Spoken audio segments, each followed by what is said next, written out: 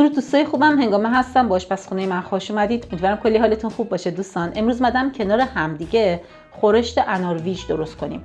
البته هم انارویج میگن هم اناربیج میگن شمالیا بهش. یه خورشت محلی گیلانی هستش با سبزی خوش عطرش. تا آخر ویدیو کنار من باشید، من همه نکات پخت این خورشت رو بهتون میگم. بریم با هم درستش کنیم.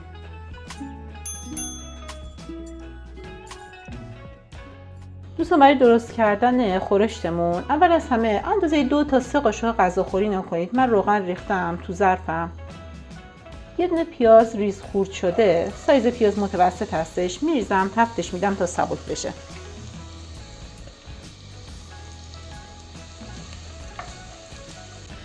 پیازمو تفت دادم دوستان، سبک شد. حالا بهش زردچوبه اضافه میکنم. اندازه 1 قاشق چایخوری زردچوبه اضافه میکنم. یه مقدار تفتش میدم.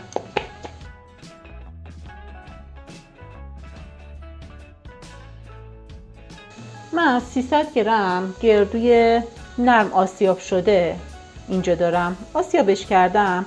البته من آسیاب نکردم دوستان، من رنده کردم که کامل یک دست باشه. میبینید چون خواستم خیلی نرم و یک دست باشه با رنده 300 گرم گردو رو آمادش کردم.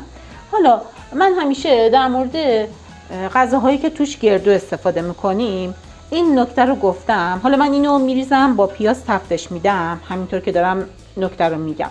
همیشه اون روزی که میخواید غذاتون رو درست کنید گردوتون رو آماده کنید. یعنی از قبلش آماده نکنید بذارید توی یخچال، توی فریزر.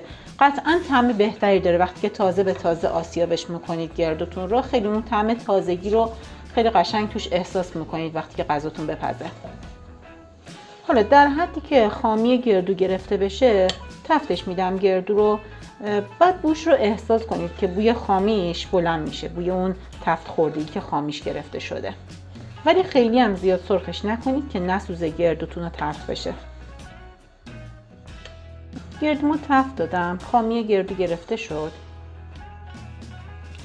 حالا توی این مرحله بهش 4 لیوان آب سرد، آبتون کاملا سرد باشه، معادل 1 لیتر آب اضافه میکنم. بعد از اینکه آب رو اضافه کردم، نگاه کنید 1 لیتر آب سرد اضافه کردم. حالا بهش رب انار استفاده میکنم، اضافه میکنم. اندازه 1 استکان رب انار. چون رب انار من حالت سس داشت، من اندازه 1 استکان استفاده کردم. اگر رب انارتون حالت رب رو داره، 2 تا قاشق غذاخوری سرپر براش استفاده کنید. حالا دیگه توی این مرحله من اجازه میدم به جوش بیاد، بعد میذارم رو حرارت کوچیک. زیرش رو کم میکنم، ملایم میکنم. 1 ساعت بعد این مرحله گردومون بپزه دوستان. حالا دوستان ما دیدید که مرحله اول خورشتمون رو آماده کردیم، گذاشتیم کنار. حالا میریم مرحله دوم. نیم کیلو گوشت چرخ کرده دارم.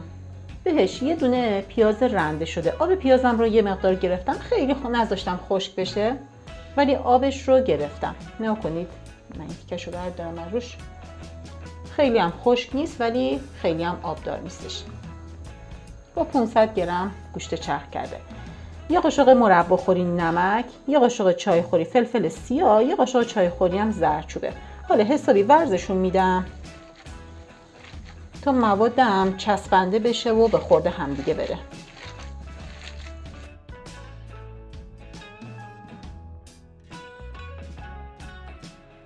نکنید دوستان، گوشتمو حسابی ورز دادم. حالا دیگه درش رو میذارم توی یخچال نیم ساعت تا 1 ساعت استراحت کنه. حداقل اجازه بدید نیم ساعت توی یخچال استراحت کنه.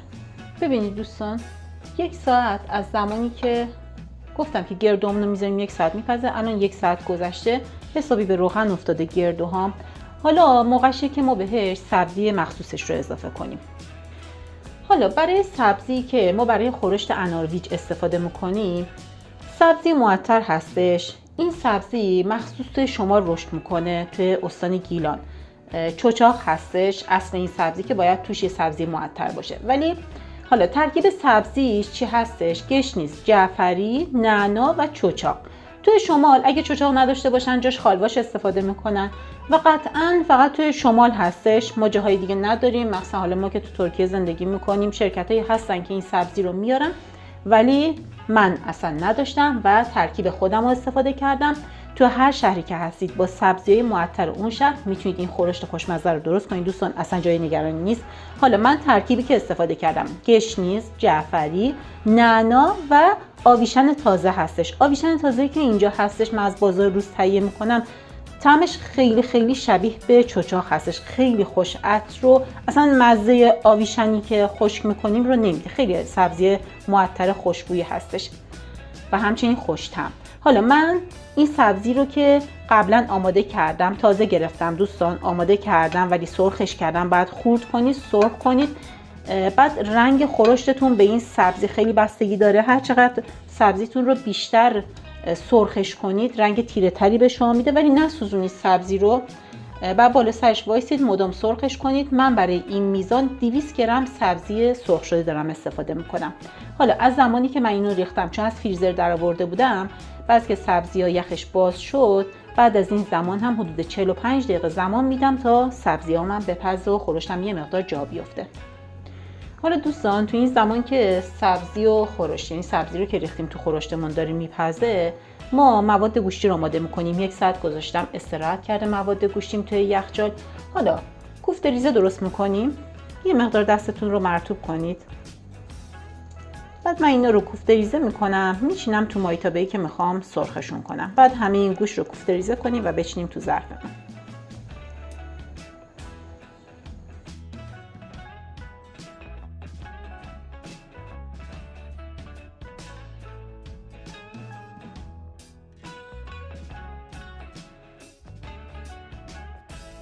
نکنید دوستان، من کوفته ریزه‌مو آماده کردم دیگه، زیر حرارت رو روشن کردم اینا کامل سرخ بشه. من حالا اینا رو کامل سرخشون میکنم، بهتون نشون میدم. بعد من توش اصلا روغن نریختم توی کوفته ریزه‌ام، چون گوشتم خودش چرب بود، میخوام با چربی خودش بپزه. ولی اگه کم چرب بود حتما اندازه 2 تا 3 قاشق غذاخوری روغن مایع بهش اضافه کنید. حالا توی این فاصله من به خورشتم شکر اضافه میکنم دوستان، بسته به نوع رب انارتون، ترشی و شیرینی رب انارتون، اندازه‌ای که میخواید ملس باشه به خورشتتون شکر اضافه کنید. من اندازه 3 تا قاشق غذاخوری، چون رب انارم ترش هسته، شکر اضافه میکنم 3 تا قاشق غذاخوری.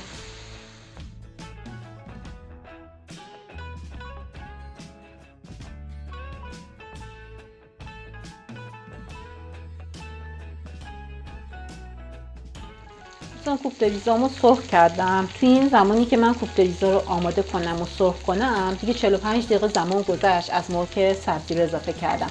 حالا این گوشتامو اضافه میکنم به خورشتم.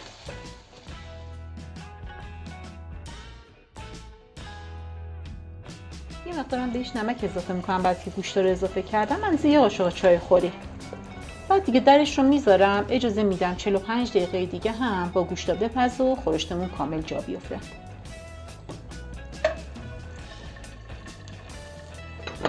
دوستان خورشتمون پخت جا افتاد، حسابی رنگش معلومه که چه خورشتی شده. نگاه کنید این روغنی هم که روش داره برای گردو و گوشتی است که توش ریختیم، چون سبزیش رو هم با یه روغن خیلی خیلی کم من تفت داده بودم، ولی گردو انقدر خوب روغن انداخته. من اینو میریزمش تو ظرف و بهتون نشون میدم دوستان.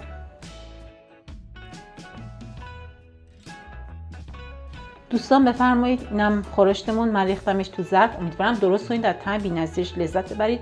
یه خورشت محلی فوق العاده خوشمزه است. مطمئنم که عاشقش میشید اگه یک بار درستش کنید. مرسی که تا آخر ویدیو کنارم بودید. اسم منم هنگامه است. نظراتتون رو برام کامنت کنید، سابسکرایب به کانالم یادتون نره. کلی دوستتون دارم و ویدیوی بعد همدیگه رو میبینیم.